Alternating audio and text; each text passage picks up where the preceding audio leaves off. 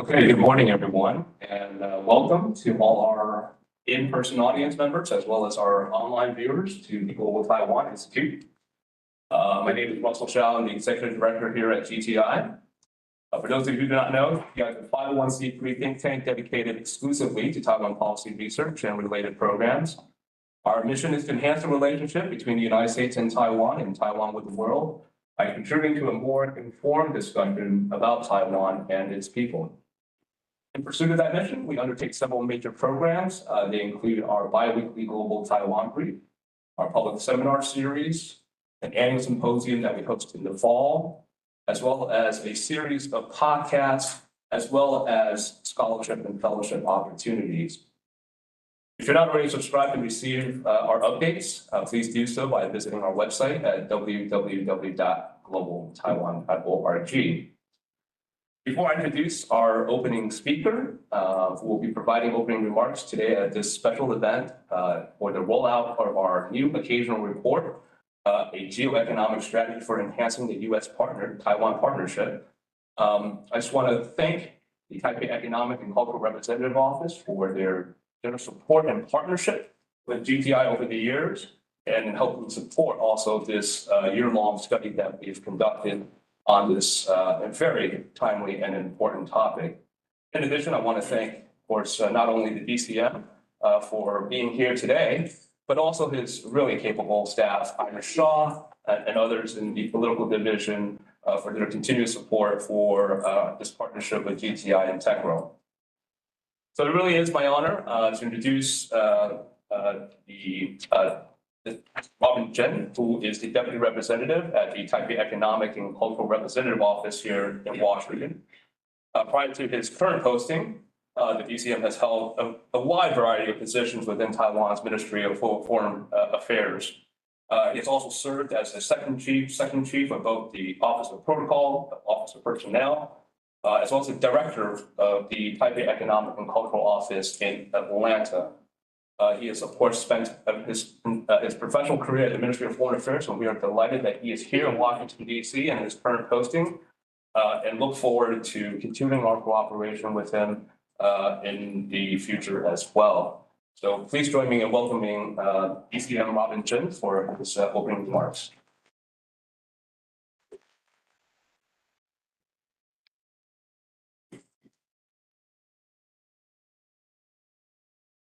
Well, good morning, ladies and gentlemen, and thank you, Russell and the GTI team for convening this discussion.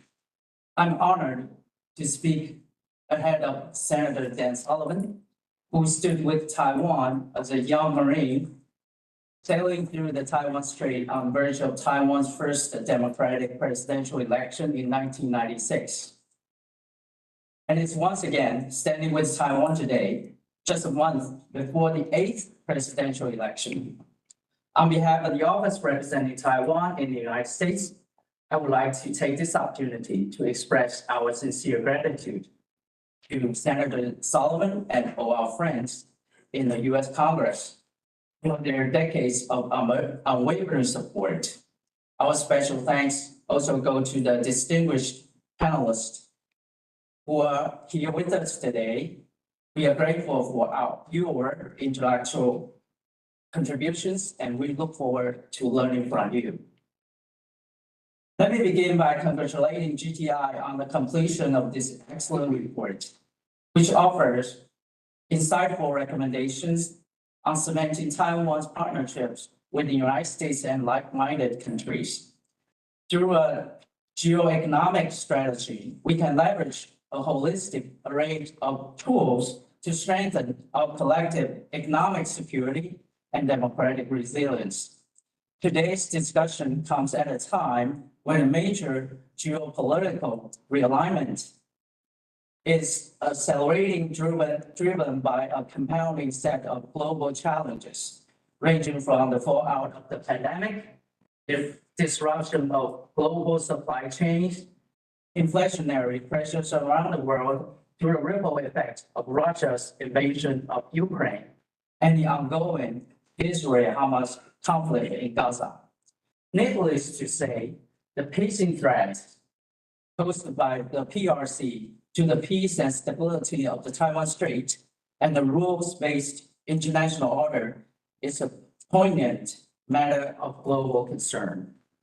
In a global community where all members have become highly interdependent through technology, trade, and supply chains, these challenges highlight just how consequential Taiwan's security is and how impactful Taiwan's economy is to the world. As President Tsai Ing-wen reiterated, economic security is national security. And as your report points out, China is deterrable, especially if the United States and Taiwan, along with other like-minded partners, take the necessary steps to strengthen our robust economic partnership and shore up our coalition to defend against China's geoeconomic aggression. Taiwan stands ready and able to play a meaningful role in advancing our inextricably connected economic future and is committed to working with all parties. Just last Thursday, I had the pleasure to participate in the fourth US-Taiwan Economic Prosperity Partnership Dialogue. Building on the success of the past dialogues, we discussed broad and concrete ways to deepen our economic cooperation, particularly in the areas of responding to economic coercion, supply chain resilience, and areas of responding to economic investments, addressing tax-related barriers to increase investments, and ensuring a secure energy transition toward Taiwan's net zero 2050 goals, including enhancing the physical and cybersecurity of our electrical grids. Last month, President Tsai's special envoy to the APEC Economic Leaders Summit, Mr. Morris Chang, who is also the founder of TSMC, held successful talks in San Francisco with Vice President Harris and several other leaders.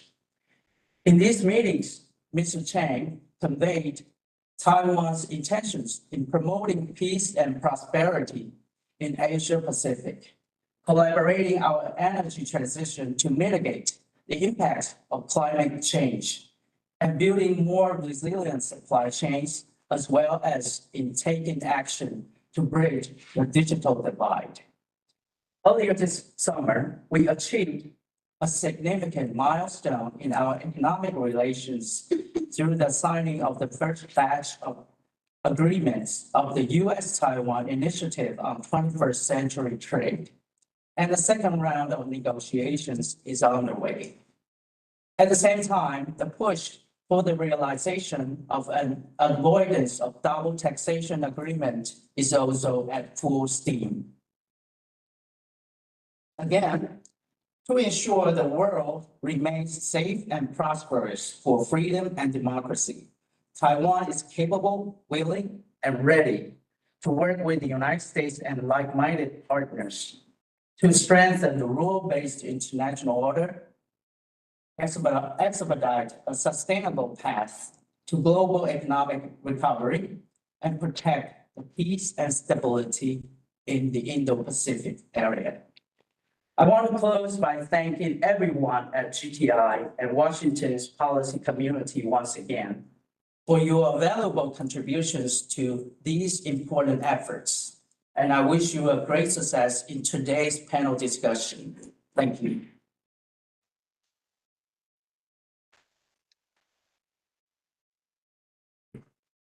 Well, thank you so much, Representative Zoë. I know that you have other matters to attend to, and so appreciate your time in coming here to provide the opening remarks for today's rollout event. Also, just a quick administrative note for our in-person audience members as well as our online audience members. The senator will be joining us at any moment now, and so we will now proceed with our panel discussion to discuss the findings of our geoeconomic study, and we'll pivot over to the senator whenever he is ready. I should also note that he has generously also agreed to take some questions at the end of his remarks. And so for those of you joining us in person as well as online, please start thinking about what you would like to ask the senator when he is ready. So with that, let me turn the floor over to my colleague, former colleague, as well as my colleague in this project, Zoë Weaver-Lee. Okay, perfect. Thank you, Russell. And thank you all for joining us today to release this report. And a huge congratulations to the authors for what is no small feat. We do cover pretty much every aspect you can think of when it comes to Taiwan's geoeconomic situation in this report. So I think that's not an effort that will go unnoticed by the readers of the report. So I just want to provide some brief context before we get into the authors, kind of subsections here. First, by kind of noting that, when U.S. officials and Taiwan officials confirmed Nancy Pelosi's visit to Taiwan in July of 2022, there's a lot of speculation about kind of the military action that would be taken by Beijing in response, right? And while eventually, missile launches and military exercises were part of Beijing's response, its first action was in fact an economic one, right? So the Chinese Customs Association sweeping bans of Taiwan imports into China, over 2,000 agricultural products. It's probably the most extensive in cross-strait history when it comes to, trade bans. And at the time, the deputy chair of the Nailing Affairs Council mentioned, this is only the beginning of China's economic coercion. We're only seeing the beginning. And that couldn't have been more true, right? So the manipulation of trade flows across the strait is the one tool that China uses in its toolbox to achieve geopolitical needs when it comes to Taiwan. So I think you'll find in the report that we detail the many other tools that China uses, and I will turn it over to our panelists to discuss what tools they covered in the report. So we're actually going to start with Chris Castro, who is joining us virtually. Thank you, Chris, for doing so. So Chris is the director of CM Castro Global Consulting and previously served as a senior foreign service diplomat at the Department of State. During his diplomatic career, Mr. Castro's assignments included Director of the ASEAN Affairs Office, Director of the Taiwan Coordination Office, and Chief of the American Institute in Taiwan, Hsiao office. He also served as the Department of State's first ever senior advisor for cyber policy and Bureau of Asian and Pacific Affairs. So I'll turn it over to you, Chris. Thanks very much, Zoe. It's a pleasure to be here, and real pleasure to be here among friends, Russell, Bonnie, Zoe, and others who are attending and watching today. The good news is, even though I tend to talk a lot, my remarks, I'm sure, will be cut off either by Senator Sullivan or my crappy hotel internet, so one or the other. And so you'll all get relief from me for that. Just a few things. I'm really pleased that we had a broad timeline to do this study. And in fact, if you look at the sort of the bookends, we started earlier this year with the outgoing Chinese economic czar Liu He in Davos, talking about how China again is open for business. And then you bookend that in December with the just released House Select Committee on CCP competition, talking about what we really see with PRC actions and PRC malign efforts in this area. And so my sort of initial comment to make is, I think that's clear by now. We shouldn't be fooled. It's not business as usual. And for that reason, I think our policies certainly have to adjust on that basis. And I personally had the opportunity to look at two specific areas in this study. One is on trade and the other is on cyber. And I just wanted to make a couple of broad comments on both those points. First, on trade, I don't think anybody in the audience here will be surprised that one of our top recommendations is we really have to make some progress on a US-Taiwan bilateral trade agreement. And I have to say, all of us as participants in this study, we recognize that there are domestic political issues on both sides, and that this is a difficult question. But there are two separate questions. One is this difficult to get in the current domestic political environment? And what really is an effective geoeconomic response to Chinese aggression in this area? And really, it's a BTA, it's a bilateral trade agreement. We had the benefit just a few weeks ago. CSIS released a great study on responses to geoeconomic actions. And they said that one of the key things was resilience or deterrence, as opposed to, say, admonishments or punishments. And that's what a BTA is. It provides resilience for the partners who are participating in that effort. And in the case of Taiwan, if they had a BTA with the United States, it gives them choices. It reduces their reliance on the PRC. It gives them flexibility. It is precisely that resilience that they need, and that's why a BTA is so important. The other reason why a BTA is really important in this context is because if we do something with Taiwan and we provide a model for other countries, then other friends of Taiwan that may be sitting on the sidelines wondering how do they do this, they can look at the model that we set up and find ways to engage with Taiwan and further strengthen the resilience in that area that's so key to standing up to Chinese geoeconomic pressure. Now, the other thing to point out about trade is that, you often do sign these agreements with countries that are in political alignment with you, that share your same values. So those aren't separate from the question of signing a BTA.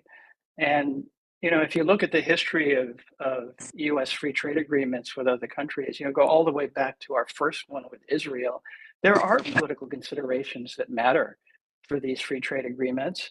And Taiwan is a perfect partner in terms of sharing these values and the type of partner that we would want to sign a free trade agreement with. And, if we look at our timing for free trade agreements, certainly this is a tricky time. There are political transitions that are imminent on both sides. Taiwan is going to have an election in just a few weeks. And of course, we have our 2024 election season. But that does give us an opportunity to see what we can do in the short term, especially with the possibility that views could flip, particularly in Taiwan, on how enthusiastically you want to pursue a BTA. And I think this panel and others in the audience, we've talked a lot about the so-called Kurt Tong idea, which is to inject some momentum into the BTA process by bringing congressional support into that. And I still really like that Kurt Tong idea. I think that sometimes the administration gets a little bit squeamish about these questions, and you do need a congressional push to be able to make the process move more quickly. And somehow getting that push specifically on a Taiwan BTA to give the administration a reason to do it and resources to do it, I think that's really critical. The other thing that might be useful is, even though the term free trade agreement is a problem these days, maybe you rebrand it a little bit and find ways to make that more palatable in the current political environment. Anyhow, I do see that Senator Sullivan has popped up, and so we'll move on to that. Well, thank you so much, Chris. And now since we have our keynote speaker, Senator Dan Sullivan here, well, let's pivot over to his keynote remarks. It is my true honor to be able to introduce our keynote speaker for today's rollout event for our Geoeconomic Strategy for Enhancing the US-Taiwan Partnership. Senator Dan Sullivan really needs no introduction for those of us working in the Asia policy space as well as the democracy space. But he served as Alaska's U.S. Senator since 2015. He also currently serves on 4 Senate committees, the Commerce, Science, and Transportation Committee, the Armed Services Committee, the Environment and Public Works Committee, as well as the Veterans Affairs Committee. He's also currently serving as the chairman of the International Republican Institute, one of the sister organizations of the National Endowment for Democracy. In addition to, of course, the roles that he has played in the service in the U.S. military that was introduced by the deputy representative, he also served in the administration of President George W. Bush as the U.S. Assistant Secretary of State for Economic and Energy and Business under Secretary of State Condoleezza Rice, as well as the director in the International Economics Directorate of the National Security Council staff at the White House. So Senator Sullivan is not only a champion of these issues that we are about to discuss today, but also an expert himself. And so we are really truly delighted and honored that he has agreed to be able to provide the keynote remarks for our report here today. So with that, please let me turn the floor over to Senator Dan Sullivan. Well, good morning, everybody, and thank you. I'm very honored to be here. Russell, Robin, everybody, GTI, thanks so much for all the hard work you're doing. Thank you for mentioning some of what I'm going to talk about a little bit today in your report. I think it's great work. You guys continue to do great work. And what I want to do is kind of go through a speech, a version of a speech, and you guys have the slides in front of you, so I'll ask who's ever controlling the slides to kind of keep up with me. I'm going to try and do it quickly, but I've been giving this speech all over DC, the country, foreign governments, editorial boards, think tanks. I just think what I've laid out in here is just important for Americans and our allies to understand. And so it's been kind of a mission of mine. I think we're starting to make some progress in this regard, but would love to get your guys' feedback. We had a lot of experts in the room and listening online. And so with that, how about I just power through my Why Taiwan Matters presentation, and then would love to take any questions from all of you. So if you want to go to the first slide, and I'm going to be able to see if I can follow that myself. There we go.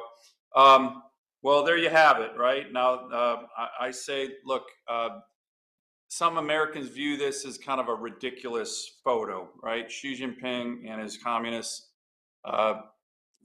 apparatchiks all in their camis, looking a little ridiculous. But it's a serious photo, right? Because let's face it, he's sending a message. They're all sending a message that they are very serious about their military buildup. It's the largest peacetime military buildup that's going on in China in world history, and they're very serious about resolving, from their perspective, the issue of Taiwan. So the threat is very real with regard to the threat they pose from a military perspective. And again, if you don't believe someone like me who reads all the intel on this, just take a look at them and listen to their words, and look at pictures like this. Although, like I said, ridiculous perhaps, but trust me, they are preparing for war, and we need to take that seriously. So let's go to the next slide. The next slide I like to lay out because it's important, and it's for Americans to remind ourselves that we've been here before, right?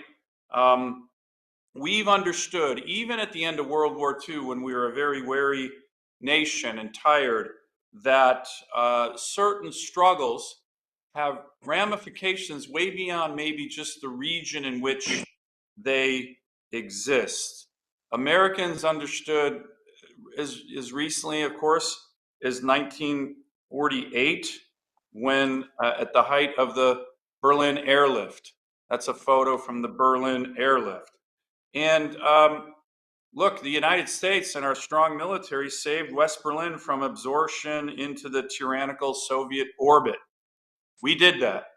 Every American who knows anything about their own country's history, which unfortunately is a decreasing number of Americans, looks at the Berlin airlift as a very proud moment in our history. We defended a city and a people, West Berlin, during the 20th century because we understood that this city and its citizens were on the front line of the struggle between an American-led free world and a powerful expansionist authoritarian Soviet regime. And that West Berlin actually mattered way more than just the stakes in Germany and the stakes in Western Europe. It mattered for the whole world. And I like to say that in many ways, the same is true of Taiwan today. Taiwan is the 21st century's West Berlin. So let's go to the next slide. So I go into a little bit more of the history. In the history, of course, again, for Americans primarily, we have had a long, long history with regard to Taiwan. That's very interesting. A lot of people think that, and I agree with this, I'm quite a big Korean War history buff. Had the Chinese not intervened in the Korean War, the strong support from the United States for Taiwan might not have happened, right? So there's a lot of history here. And if you read President Eisenhower's memoirs, which I highlight here in this slide, the different Taiwan crises take up an enormous amount of his time and effort, of one of the great American presidents. And of course, in terms of history, in our involvement with Taiwan, we have what is really, even to this day, quite remarkable legislation in the Taiwan Relations Act that commits the United States to consider any use of force against Taiwan a threat to peace and security and a grave concern to the United States. Grave is about as tough as you get in diplomatic language. That's in the law. Congress, of course,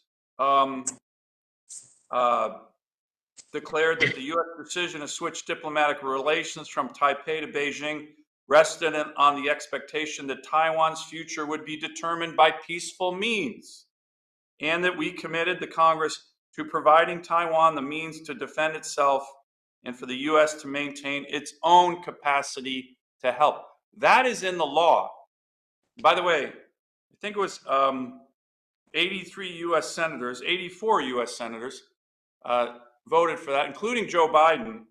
And it's quite a remarkable piece of legislation that a lot of Americans don't know a lot about, because the Senate, primarily where I am, said to a president, hey, we don't like the way in which you're conducting diplomatic relations post the recognition of Beijing.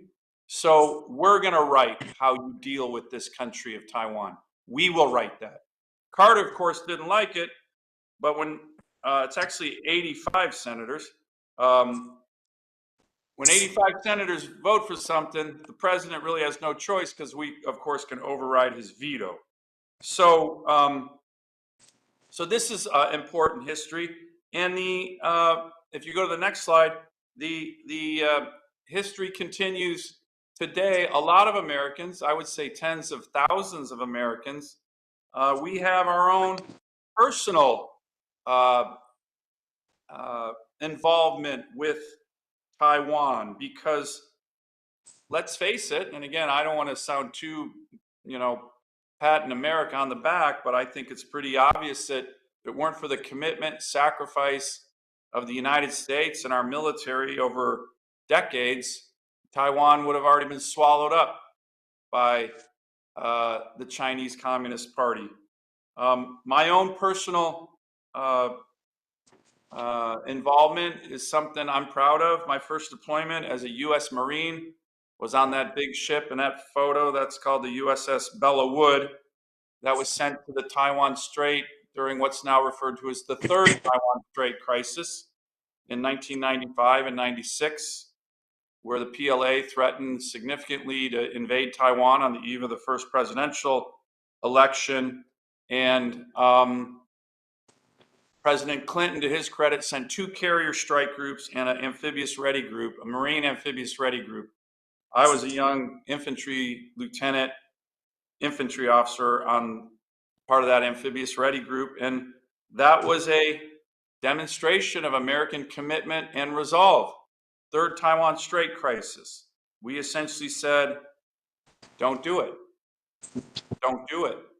They didn't do it. But of course, in China, that third Taiwan Strait crisis is also something they've learned for. I also led a CODEL with 2 other senators to Taipei during COVID, when the Chinese Communist Party was trying to choke off Taiwan's ability to get Western vaccines. Very aggressive. So we flew to Taiwan to announce almost 1 million American vaccines. We actually flew on that C-17 in that picture. That's a real picture. Pretty amazing photo right there. Of course, the CCP didn't like that, but too bad. We were taken care of and committing to help a longstanding democracy and partner and ally. So these are just some of the personal histories that we all have, so many of us, tens of thousands of Americans with Taiwan, and I'm proud to be part of that long line of American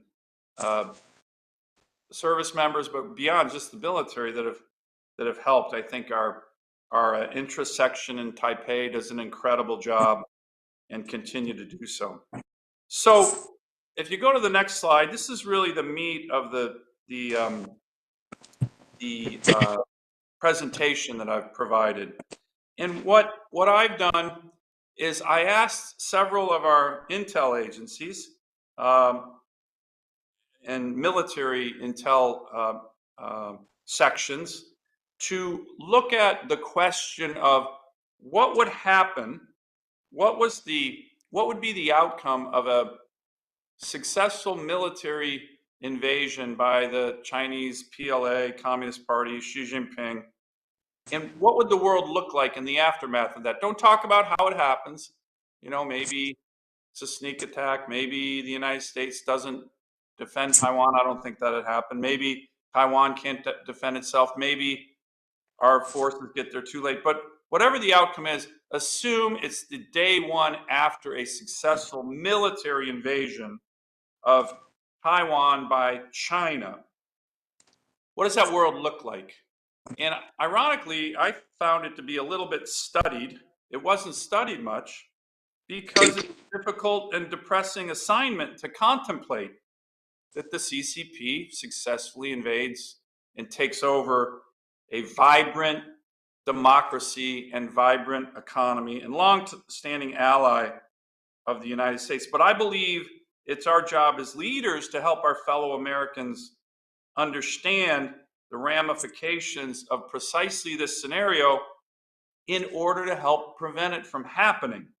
So I'll go through this very quickly because I think many of you understand it. But again, it's important to lay it all out. The first thing, of course, this would be a devastating blow to the US and global economy.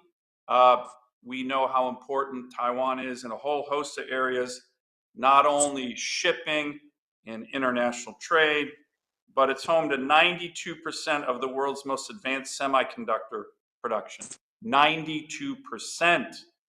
The estimates by the State Department of a war in the Taiwan Strait are upwards, this is recent, upwards of $2.5 to $3 trillion.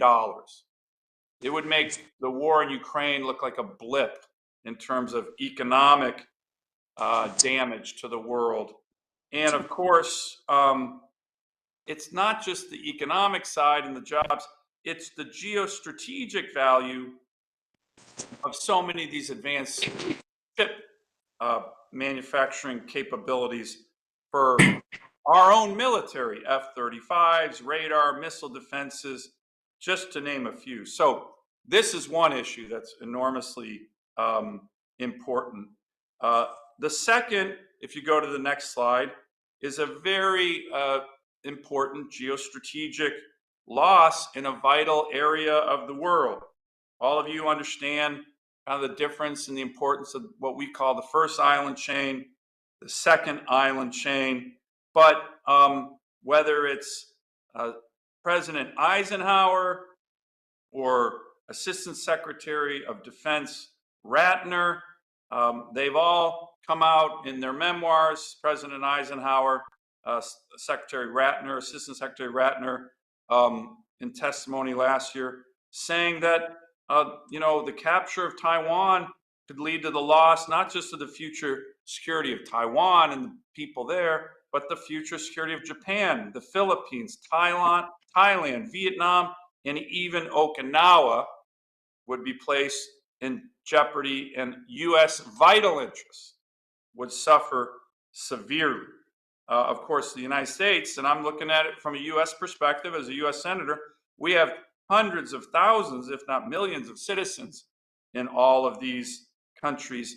And if you go to the next slide, one of the big reveals in the intel briefing that I got is the alignment of forces in the region are just becoming overwhelming. Just take a look at that slide. This is just the military forces in the Taiwan Strait region for the Chinese People's Liberation Army. That is overmatch. There's no doubt about it. But here's the thing that's very worrisome. China's building up already has the largest navy, largest military. There's very few intel analysts who think that with all that military power, if China successfully conquers Taiwan, that they're just going to say, we're satisfied. With that kind of military power, almost every other country in the region would be a target for what's next. And as we know, when you look at history, when you have dictators on the march, think Stalin, think Mao, think Putin, think Hitler, they never stop when they have their first appetite, or when they have their first meal. As a matter of fact, their appetite grows with each meal. And almost certainly that would be the case here. You know, it's very interesting. I don't think he gets hit on enough. Xi Jinping idolizes Mao Zedong, right? Mao Zedong killed 40 to 50 million of his own people. And we have a leader right now who idolizes a dictator like that. That would be like a German chancellor idolizing Hitler. But anyways, I guess that's okay in the Chinese Communist Party realm. The next slide, I think, is really wraps things up. But America's commitment to our allies in Asia certainly would be questioned. This is a slide from the J2 at Indo-PACOM, where I currently serve as a colonel in the U.S. Marine Corps, Marine Forces Pacific Command. But just take a look at this slide on what China would gain, what the United States would lose in terms of a successful invasion. And of course, it would be a huge boost for Xi Jinping's model of a dictatorship that controls its economy. I think our allies would question American resolve, and the world overall would be a much more dangerous place, and the legitimacy of the Chinese Communist authoritarian model would no doubt gain a global boost. So these are all the things that, from my perspective, are at stake. So what should we do about it? If you can go to the next slide, I'll touch on that briefly. Nobody wants a conflict in the Taiwan Strait. Certainly the United States doesn't. Taiwan doesn't. In my view, the United States should not at all ever lean towards independence for Taiwan. Taiwan should not declare independence. Okay, we don't want that as a potential provocative measure in the Taiwan Strait. We want no conflict.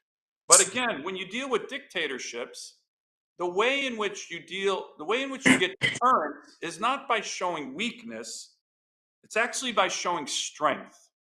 So, in the Taiwan Strait, I like to talk about 3 layers of deterrence that we have to bolster. The first is Taiwan's defense capability itself, Taiwan's ability to defend itself, Taiwan's ability to have trained military members to defend itself. I have been working overtime on the supplemental that we're currently debating right now in the US Senate to make sure it has significant weapons capabilities for Taiwan. Now, I have pitched the President of the United States, the National Security Advisor, Chuck Schumer, Mitch McConnell, all my Republican and Democratic colleagues, more weapons that are relevant to Taiwan now and more training. I think that's happening. I'm proud to be the leader on that in the US Senate, and I will continue to lead on that. The second level of deterrence is America's capability to respond to a crisis in the Taiwan Strait. And of course, historically, this has been the most decisive component of deterrence. through these different crises, when the United States has showed up like we did in 1995 and 96 with very significant military capability, telling the Chinese Communist Party, don't do it. Now, unfortunately, I think with the Biden administration, we've been undermining this element of our own military capability. The current Biden budget shrinks the Army, shrinks the Navy, shrinks the Marine Corps. We might be below 3% of GDP on military spending next year. We've only been that low 4 or 5 times in the last 70 years. So Joe Biden is not doing any favors in the Taiwan Strait in terms of deterrence from my perspective. Shrinking our military is exactly what Xi Jinping wants to see and hear. So we have to change that. And finally, the final area is the third level of deterrence. And this is the least talked about, but in some ways might be the most powerful. If you go to the next slide, this would be devastating economic, financial, and energy sanctions levied against China, the Chinese Communist Party economy, Chinese Communist Party leaders. It would be triggered by an invasion of Taiwan. That is my Stand with Taiwan Act. Mike Gallagher, Congressman Gallagher from Wisconsin in the House is my lead in that regard. And what I have done is take this idea around the world, literally to all of our allies, Korea, Japan, the EU, the UK, Germany, Canada, and have said, look, if we all have something similar to this, and we constitute 70% plus of the world's GDP, this might be the most powerful deterrent factor dissuading Xi Jinping from launching a military invasion of Taiwan. So nobody wants the war in the Taiwan Strait, but the way to avoid it is not through weakness, it's through strength. And these 3 layers of deterrence are exactly the kind of strength that we need. So again, I want to thank everybody. You guys do a great job on these issues. I'm excited to take a few questions. My next meeting actually is with a good friend of mine who knows a lot about this issue, Ambassador Burns, who's in town. So I'm going to talk to him about some of these matters as well. But appreciate all the great work, and thanks again, and look forward to a few questions. Well, thank you so much, Senator Sullivan, for being such a strong champion of the US-Taiwan partnership, and really your leadership on these critical sets of issues, in particular on your leadership on this on the Stand with Taiwan Act. Now, the senator has generously agreed to take a couple of questions from our audience, but let me lead off with one question for you, sir. There are skeptics that an economic component to deterrence would be ineffective in deterring China. And these skeptics will point to Ukraine as an example of why economic deterrence would not work. Why are you confident that this could be an effective strategy in deterring the People's Republic of China from invading Taiwan? Well, it's a very good question, and I would say 2 things. First of all, we're not 100% sure.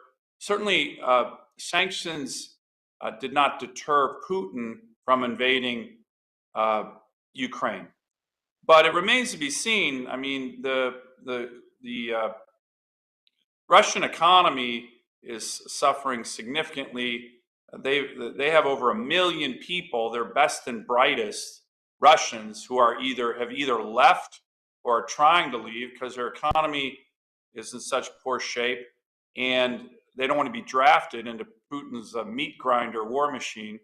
So I think it's a little too early to tell on the overall impact of sanctions on the Ukraine war. But to your point, it obviously didn't deter Putin from invading.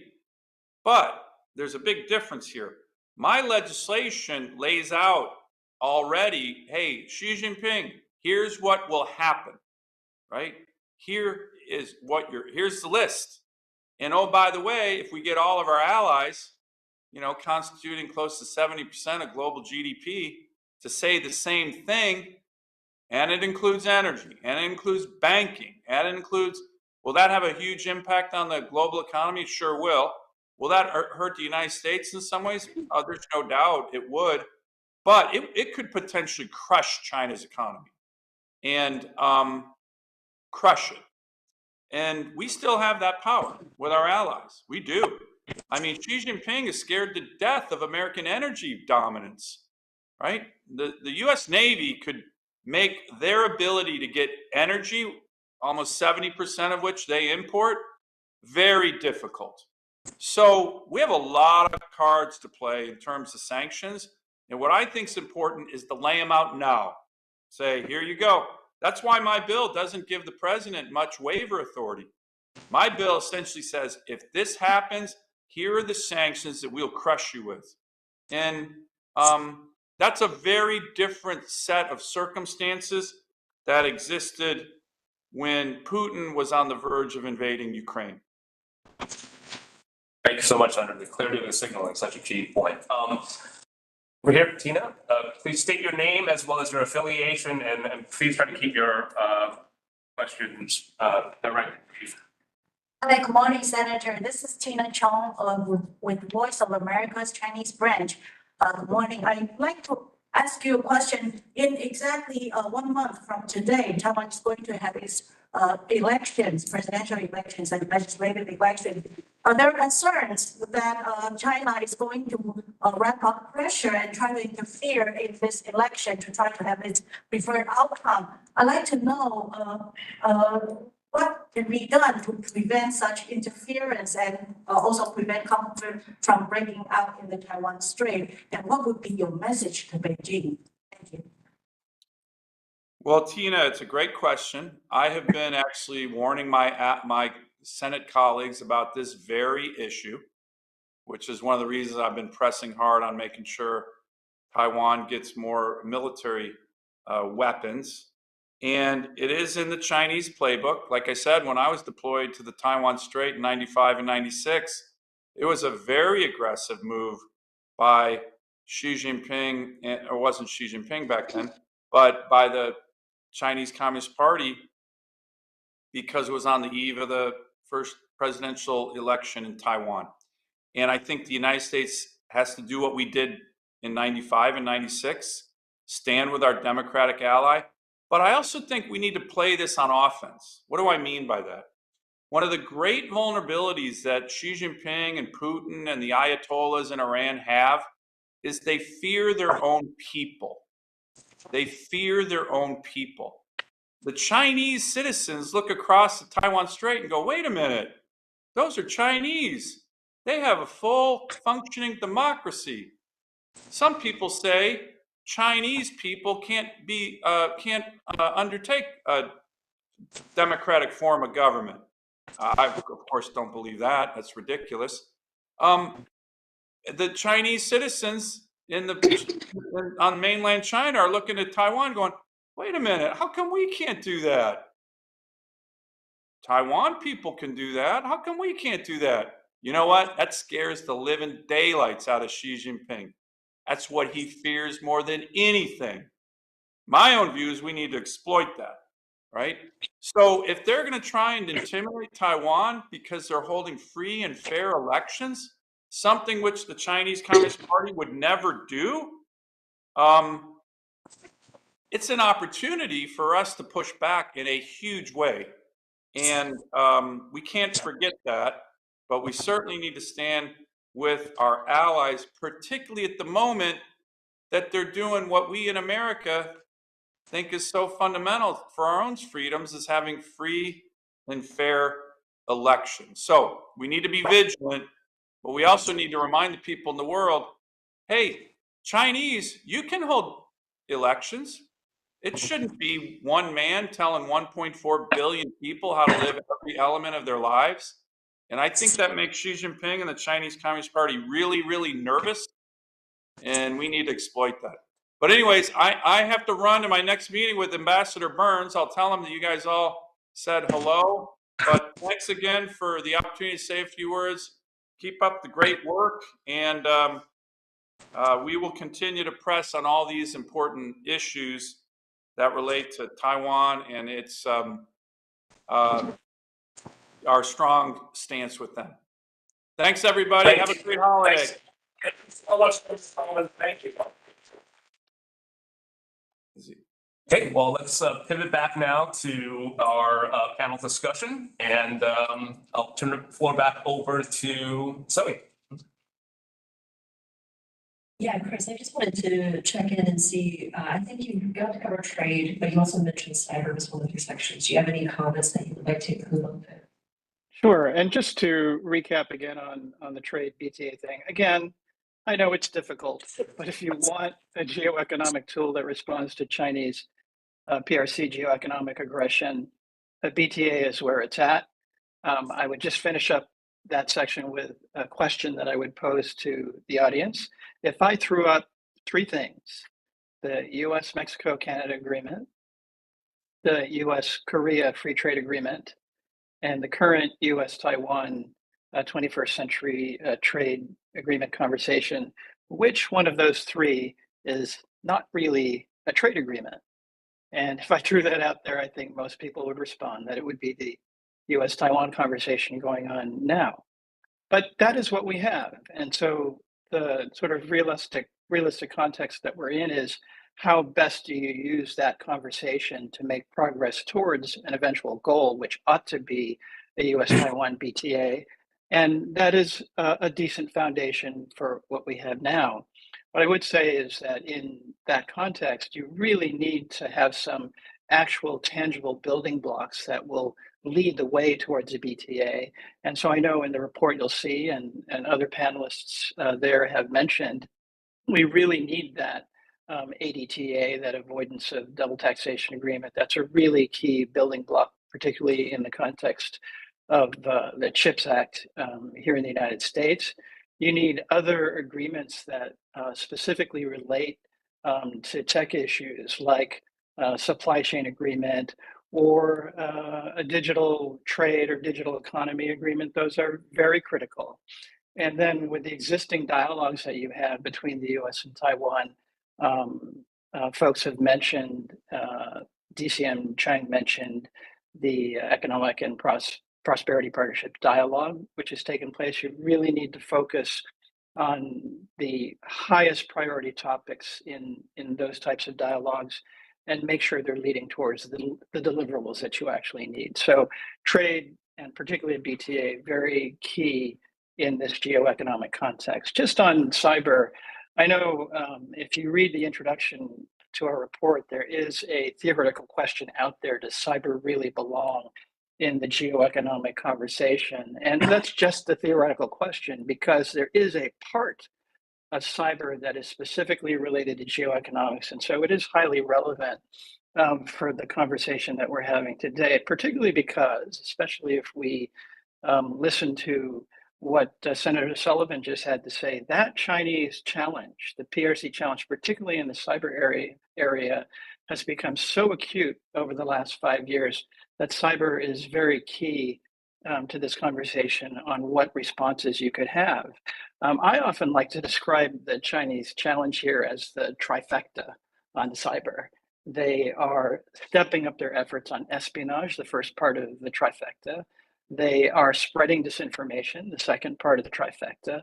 And then the third part of the trifecta, which is relevant to the geoeconomic conversation, which is an incredible theft of intellectual property from businesses and governments like the United States. It's something that even the FBI director has called breathtaking, a scale that we have never seen before.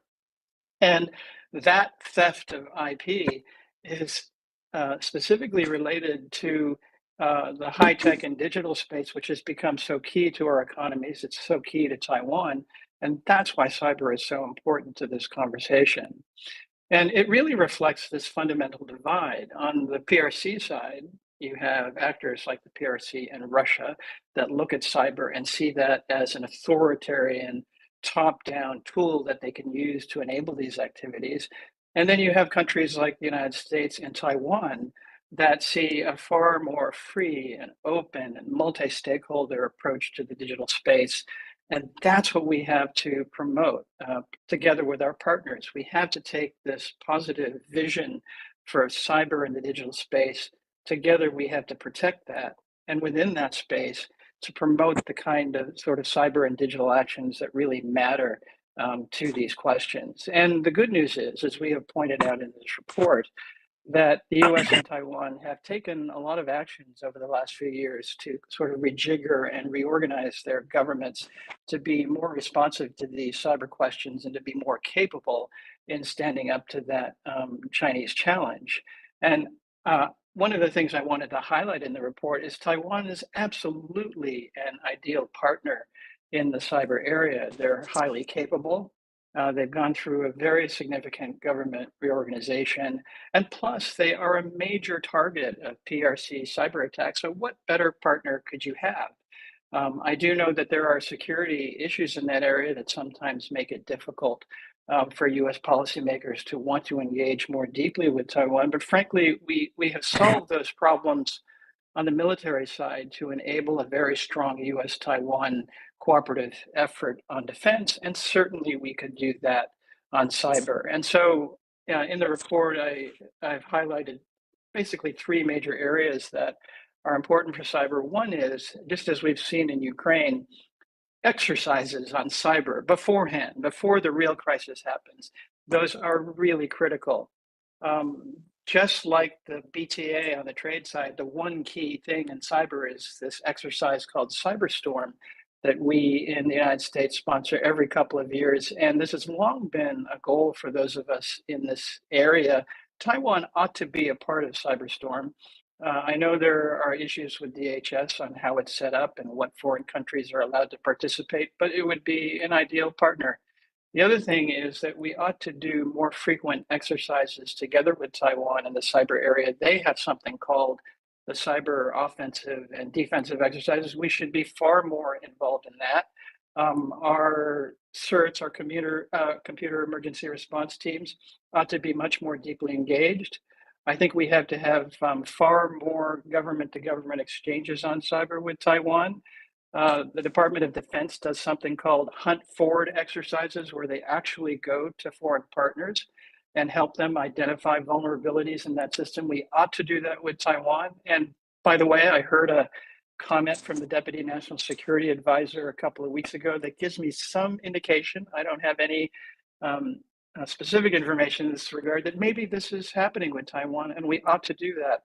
I also think that senior cyber officials in the US and senior cyber officials from Taiwan ought to be physically visiting each other in country to see what the challenges are and to propose solutions. We have high-level dialogues with Taiwan on international organizations and in other areas, the Paul Mill talks. We ought to do that for cyber.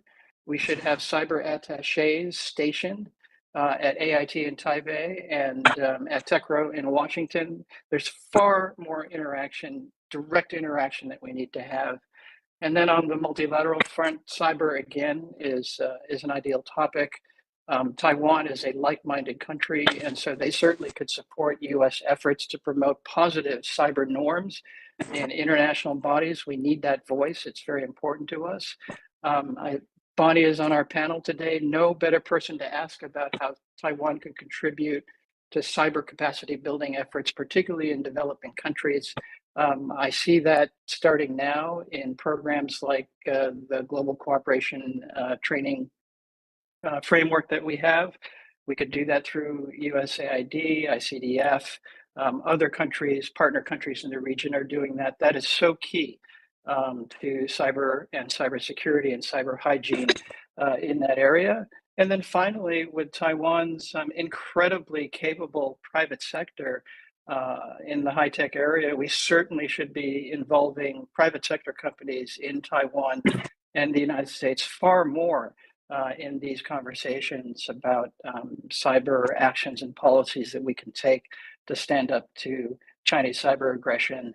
And I think we have good opportunities to do that now, especially with US leadership in organizations like the ITU, and all of these sort of incipient new formative mechanisms popping up to deal with cyber and high-tech issues. Great. Thank you so much, Chris, for that overview. I apologize, everyone. We will be going over time a little bit. So if you do have to depart, no worries. Please feel free. But if you could stick around, we'd love it. So next, we're going to move on to Bonnie Glick. Bonnie was an American diplomat and businesswoman who served as the Deputy Administrator, Chief Operating Officer of the United States Agency for International Development, or USAID, from 2019 to 2020. Nominated for the post by President Donald Trump in April 2018, she was unanimously confirmed by the United States Senate in January 2019. Following her service at USAID, she was the inaugural director of the Kroc Institute for Tech Diplomacy at Purdue and continues to serve on the Institute's board. Bonnie is also a member of GTI's advisory board. Thanks so much, Zoe, and thank you to Global Taiwan Institute, to TechRo for supporting and really amplifying this important geoeconomic effort. Thank you to Senator Sullivan and Robin Chang for being with us today. The thrust of this effort that we put into our study was to demonstrate the vital role that Taiwan currently plays, but also to highlight the numerous areas in which we, the United States, can collaborate to push back on the PRC's global aggression. You often see pundits discussing the possible military scenarios, and we saw that too from Senator Sullivan, and how Xi Jinping is watching. He's watching Afghanistan, he's watching Ukraine, and now he's watching Gaza, and he's influencing the malign aggressors in the Taliban, in Putin, and in Hamas. But less discussed is China's global economic push. And we've underlined a wide range of areas where Taiwan and the United States with Taiwan can push back aggressively geoeconomically. You don't often think about aggression with geoeconomics, but I think as we all heard from Senator Sullivan, it's a vital area. It's critical if we're talking $2 to $3 trillion of potential global economic upheaval should there be an aggressive Chinese move on Taiwan. It's something that we all have to be thinking about. You'll read in our study about ongoing efforts in foreign assistance, energy, commodities, and raw materials, cyber, trade, investment, sanctions, export controls, and fiscal and monetary policies.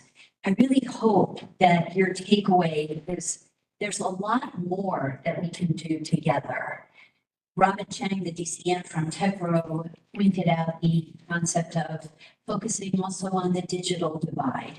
This is an area where the United States with Taiwan can exercise our real capabilities in helping, not just in the cyberspace in a defensive way, but also to help countries around the world counter the efforts being undertaken by the People's Republic of China, by the CCP, through things that seem as harmless as TikTok, but really aren't. I think as you read through the report, and I really encourage everyone to do so, the takeaways will lead to a lot more questions. And that's what we're all going to be puzzling over and acting on in the coming months and years. I wish Taiwan all the best in its upcoming elections. As Senator Sullivan said, it's wonderful to have a vibrant democracy in Taiwan that can demonstrate to the rest of the world the importance of democracy.